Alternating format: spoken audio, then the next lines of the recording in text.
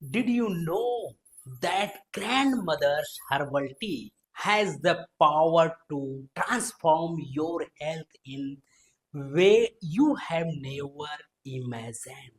What I am about the reveal something people really talk about, but you deserve to know. If you are new here, hit the subscription button because I share inside the cutthroat, the noise, and bring clarity to your life. Let's understand what grandmother's herbal tea really is. A powerful blend to lemongrass, young guava leaves, papaya leaves, ginger and garlic used to generation from natural healing.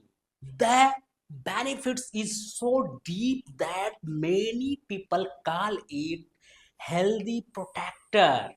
It helps fight high blood pressure, urinary infection, fighting, and even strengthens your internal organs. When used correctly, this tea becomes the turning point you have been waiting for. Just boil all the ingredients for 15 to 25 minutes and you get a healing tonic trusted by elder for years. And here's the part most people ignore: adding a little honey to your cup not only boost taste but increase absorption and make the remedy even more effective. If this gave even one new insight, hit like and subscribe because in the next video I am revealing something most people don't want to.